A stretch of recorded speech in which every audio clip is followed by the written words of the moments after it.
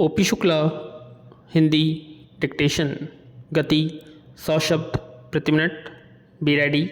3, 2, 1 start.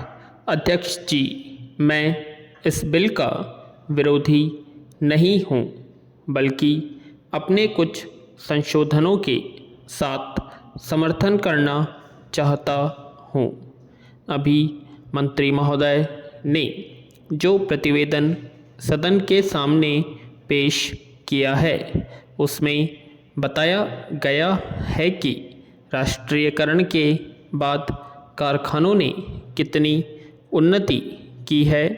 मैं कहना चाहता हूँ कि राष्ट्रीयकरण से पहले जिस ट्रैक्टर की कीमत 15,000 थी, राष्ट्रीयकरण के बाद उसकी कीमत दुगुनी हो गई है।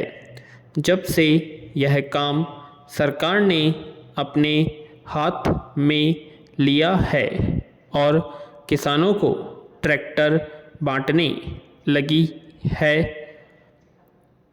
तब से ट्रैक्टरों के दाम बढ़ गए हैं, किसानों का लूटा जा रहा है।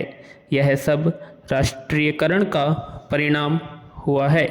यही कारण है कि सरकार को इसमें इतना मुनाफा मालूम पड़ रहा है। ये मनमानी कीमत किसानों से वसूल कर रहे हैं। उसके बाद ये प्रसन्नता प्रकट करते हैं कि राष्ट्रीयकरण के बाद इतना अधिक अच्छा इंतजाम हुआ है। जितने दाम बढ़े हैं, उस हिसाब से तो इन कारखानों को करोड़ों रुपए का लाभ होना चाहिए था। पैरा। अध्यक्ष महोदय, मैं राष्ट्रीयकरण का विरोधी नहीं हूँ। मंत्री बनने से पहले वे हम लोगों के बीच भाषण देना शुरू करते थे, तो यदि 1 घंटा भाषण देते थे तो आधा घंटा तालियां बजती रहती थी। लेकिन मंत्री बनने के बाद हमने इनका उसी प्रकार का भाषण नहीं सुना। आजकल तो जो सरकारी अधिकारी उनसे कहते हैं, उसे वे आसानी से समझ लेते हैं और अपनी बातें भूल जाते हैं। इसीलिए इस बिल में मैंने जो संशोधन किया है, उसके द्वारा मैं चाहता हूं कि यह जो इतनी बड़ी लूट राष्ट्रीयकरण के बाद किसानों की हो रही है, वह समाप्त हो।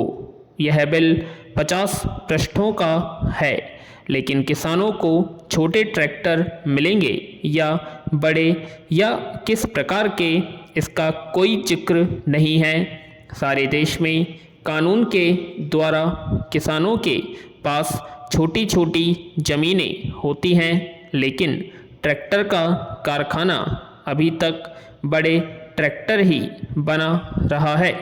ट्रैक्टरों के दाम भी बहुत बढ़ गए हैं। यदि किसानों को ट्रैक्टर खरीदने के लिए सरकारी कर्ज न मिले तो कोई किसान इतना महंगा ट्रैक्टर नहीं खरीद सकता।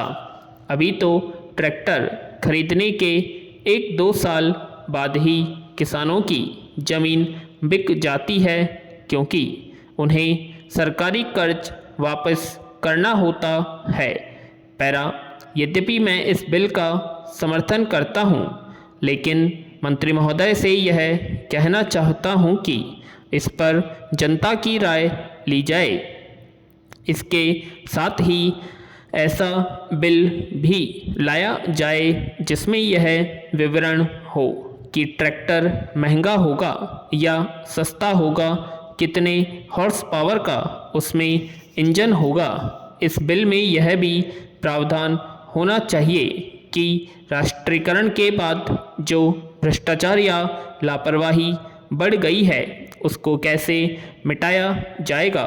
तभी हम समझेंगे कि वास्तव में इस देश में कृषि क्रांति आने वाली है। तभी इस विधेयक की कोई सार्थकता हो सकता है और किसानों को बढ़ती कीमतों से राहत मिल सकती है। विराम।